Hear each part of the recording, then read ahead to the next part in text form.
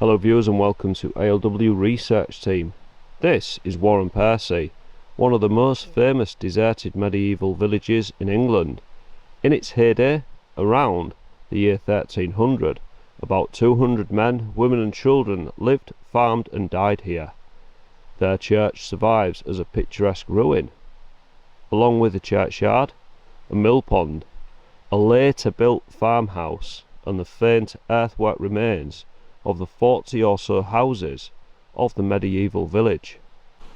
Throughout the Middle Ages, the inhabitants of Wharram Percy generally practised arable farming. The corn harvested around the village was ground into flour using water mills powered by the Wharram stream. In the 13th century, documents mention 2 mills to the north and south of the village, perhaps serving the north and south manors of Wharram.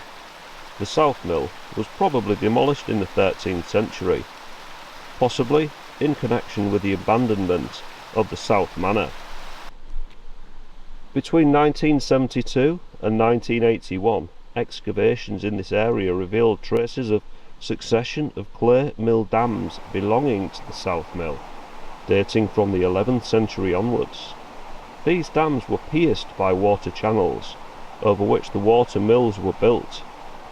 Few remains were found of the mill buildings, but the mill wheel is thought to have been mounted vertically on a horizontal axle. After the abandonment of the mill, a higher clay dam was built and the area to the south was flooded to create a fish pond. After archaeological excavation in the late 20th century, the pond was cleaned out and the earth dam reconstructed, approximately following the layout during this period. Reconstruction paintings showing the small pond and the water mill, which is the timber building on the right, in the late 12th century. So, this is the medieval church. Let's have a look inside.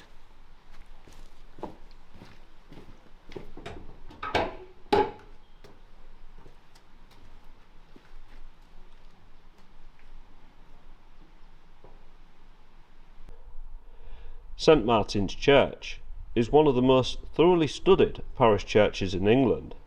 The interior and part of the churchyard were excavated between 1962 and 1974. From small beginnings, the church was completely rebuilt in the 12th century, enlarged through the 13th and 14th centuries, and reduced in the 15th or 16th century when the village was deserted. Afterwards, the church was used by inhabitants of the nearby townships. Its size reflects shifting religious practices as well as rises and falls in population. For example, the side aisles contained several altars. This is a typical English parish church. Thousands of other churches, if they could be studied as intensively, would tell a similar story. Reconstructions showing 6 phases of the evolution and contraction of St Martin's Church. 11 phases in all have been identified. Phase 1. The timber church, mid to late 10th century. This phase is conjectural, and no remains of this building were found during the excavations. Phase 4. A stone church. This was from the early to mid 12th century. Phase 6. The church with added north and south aisles and a lengthened square-ended chancel, which was in the early to mid 13th century. Phase 8. The church at its greatest extent, in the early 15th century. Phase 9. The church after the demolition of the side aisles and the blocking of the arcades, in the late 15th and early 16th century. Phase 10. With a smaller chancel, as at present, from the early 17th century. So we can make out there where the roof line used to be, or one of the roof lines. There's no remains of that part of the roof at all, but it looks like this part has been repaired at some point, because those timbers don't look that old, if I'm honest. They look very square and true. So it looks like this was restored at some point. If anybody knows about the restoration of this part, please leave a comment. You can actually see evidence here of the different phases of this church, where the windows up there have been modified and made smaller over the different decades and centuries.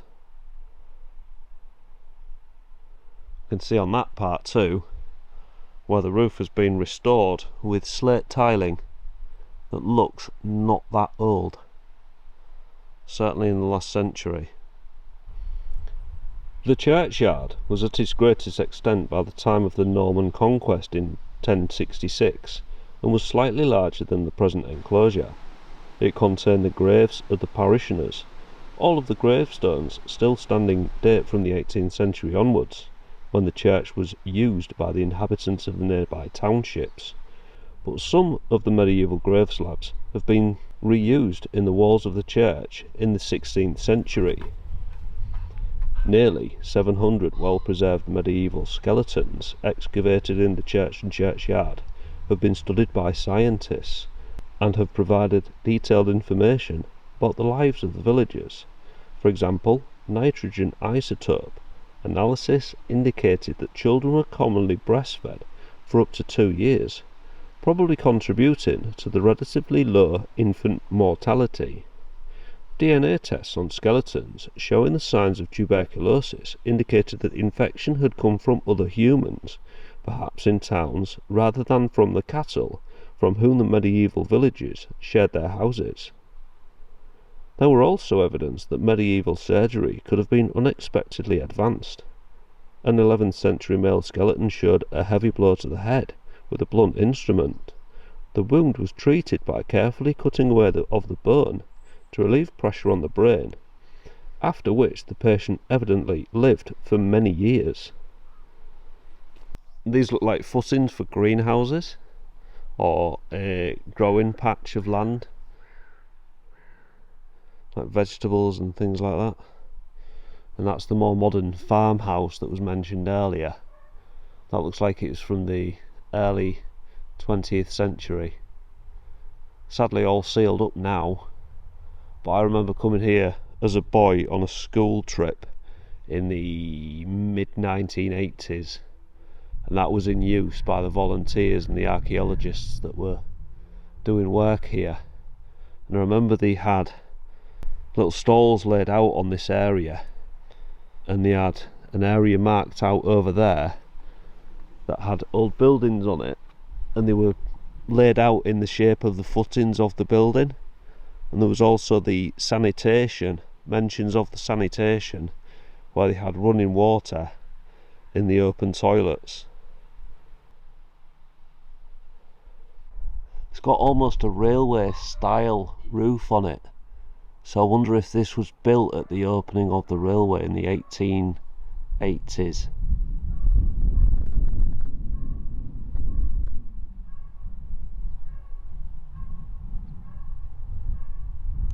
That looks like one of the sieve trays that the archaeologists use. It's just left in the moss here outside the building that they used to live in.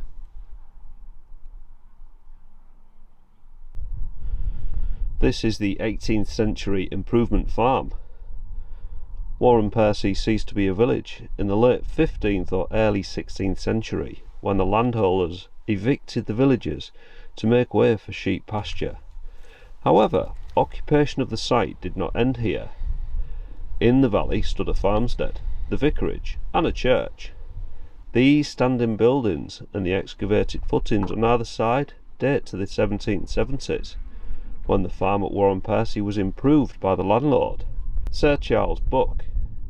Agriculture in East Yorkshire was changing dramatically as sheep farming reverted to arable farming and new fields were created, separated by hedges and ditches. Improvement also involved the building of new stone and brick houses for the tenant farmers, larger barns and a granary. The remains of the main farm courtyard can be seen to the left of the cottages, where the farmhouse stood to the right. These buildings were demolished in the late 19th century, replaced by a farmhouse 1 mile distant, but the Brighton feed store have survived, incorporated into the present cottages for labourers. In the late 20th century, the cottages enjoyed a new lease of life as the headquarters for the archaeologists involved in the excavations from 1950 to 1990. In World War II, the Wharram railway station sign was removed. It was later found after the war and fitted to this building. Wharram Research Project, 1950 until 1990. For more than 40 years, Maurice Beresford and John Hurst directed excavations and research in this deserted village, a project initiated and supported throughout by the Medieval Village Research Group, and later supported by the Department of the Environment and English Heritage. This project could not have taken place without the hundreds of volunteers and professional archaeologists recruited from all over the world, many of whom returned for successive seasons, and who made Wharram a very special place. This plaque records their affection for Wharram.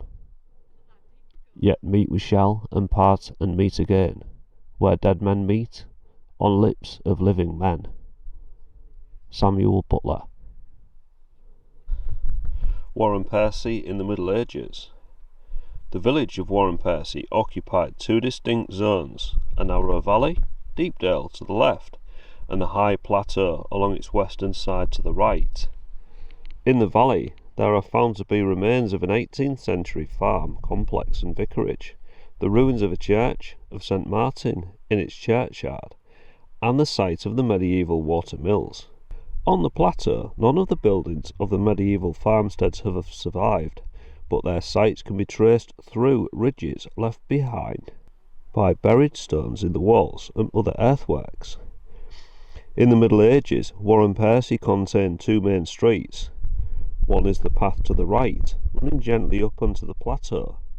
The other ran along the eastern edge of the plateau, fronting onto rows of medieval farmsteads.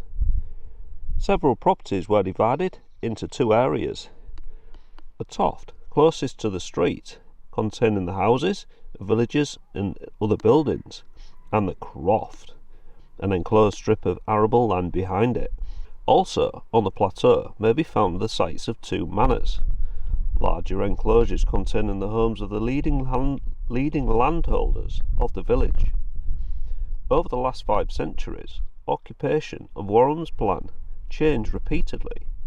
For example, the steep triangular area behind you, the village green, had formerly been part of a much larger open area, but was later reduced to allow for more houses.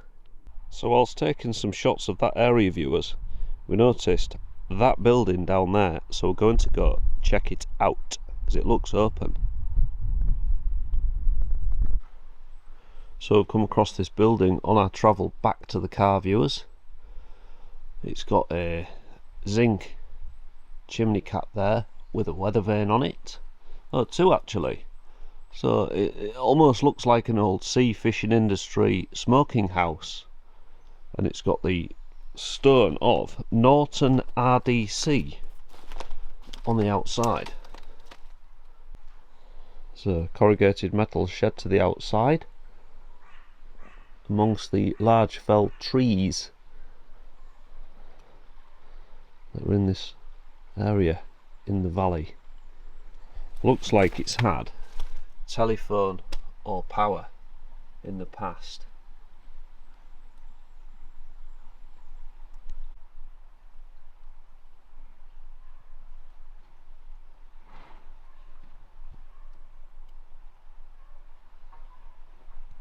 It's an interesting slab outside. It looks like it was the beginnings of a carving and then it's been abandoned. See the carving there that comes out? It's as if someone started it and then not finished it. That's just in the doorway of the main building.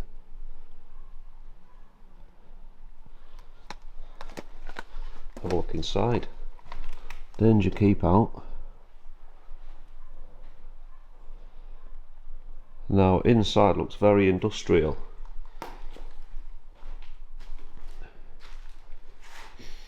Smells of diesel. RDC, what could RDC stand for? So these look like plinths for generators, there and there, and they've been removed. These things of like barbed wire, they don't seem to fit with anything, and chicken wire. So I wonder if there was a chicken coop and the barbed wire was to keep foxes out. Would that make sense, Ben? Quite possibly. That's it's only a guess. That's just been dumped in here, yes. And then, so we've got a diesel driven something, maybe a pump, and then you're in a sump. Yeah. That where you're stood looks like a Brodie valve, which is a pressure maintaining valve. So it could suck, just a guess here viewers, suck water from the stream that's outside and pump it somewhere, is a guess, because that looks like a sump down there that looks quite deep. So that could be from the stream, so that is the stream level, and then there's a pipe there to the right, there, and then we've got pipe work, there's a flange there that comes across here to there, and then we've got a similar flange there, and that could have been for the pump that was mounted on there. We've got an industrial looking wall with green paint and boot topping along there, look viewers. Quite an interesting little building. It's had metal windows that look almost like they're from Second World War era, but from the sign outside it said 1930, was that right, Ben? 1935. 1935, so this was just pre-war, hence why it looks like from that era. It's got a loft space above. Let's shine a torch up there. Timber loft, and that is the other side of the vent that we were showing you outside. So there's been a need to exhaust something. There's holes in the roof that have been purposely made, and the plinths. What's the view down there then, Ben? It's been filled with more crap. Barbed wire. Can't see how deep it goes. Certainly something to do with water and the movement of water by pump, I think. So I'm presuming this was a water pump house of some sort.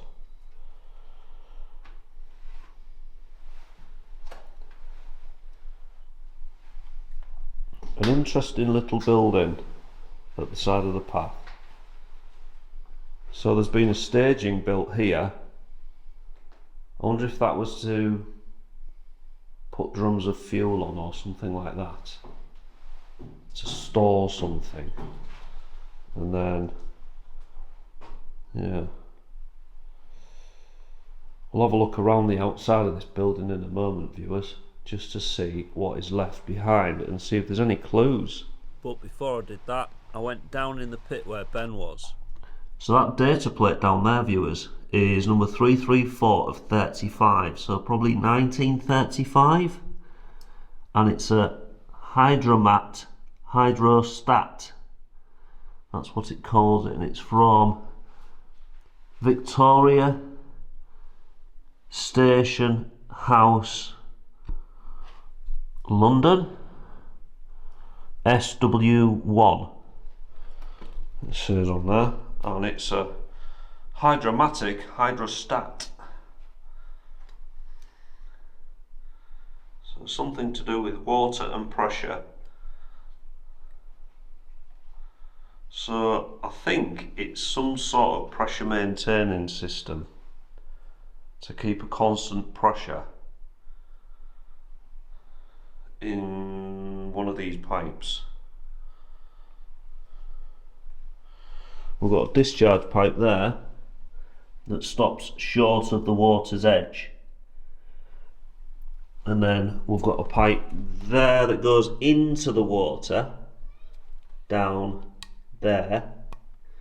It comes out and it comes through this wheel valve here, gate valve, goes out, and then there's a pipe there that comes back into that sump, and then there's a pot discharge pipe there that we filmed from above, and then a pot pipe also there, and then we've got there's actually 4 pipes here, so there's the 2 flanges above and the smaller diameter pipe below. Very interesting indeed. And then that staging area above, and then the asbestos and wood ceiling above that, and then the loft spaces higher up. And Ben in the doorway fidgeting. Say hi, Ben. Hello. And then we've got the 2 windows there and the 3rd window there. Sadly, all the glass is smashed. We've got a whitewash and then green paint boot topping up to about waist height with a black line around. Then we've got the 1930s era brickwork and mortar finish. So we'll take a look around the outside of this building now. Just looking outside here, viewers, and there's 2 brick style plinths built outside. Let's take a closer look at these. They're kind of buried under moss and general overgrowth. Well, they're just here. There's one there and one behind us there. They look like the brick construction and they're just part of this build. Don't know if they're hollow inside.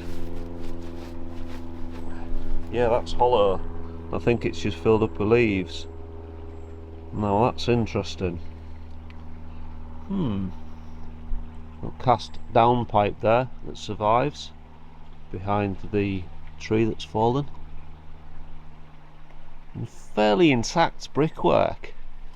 And I love the brick lintel that's built above that window. I really like that.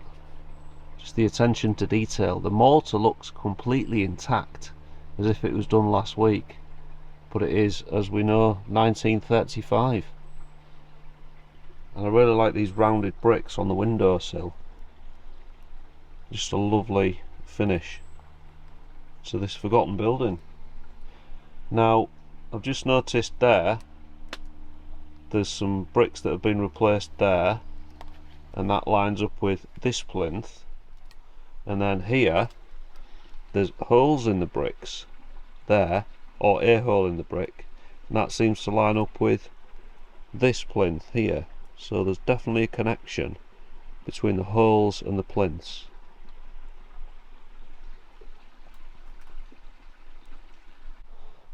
So I'm just looking at this store outside, viewers. I think this could have possibly been a fuel store for the diesel engines that were inside. There was a strong smell of diesel in there, and this could have been the store for the fuel, to keep the fuel separate from the actual building. It's got a similar era wooden door, timber door for the shed, so I think it's of the same 1935 finish or completion.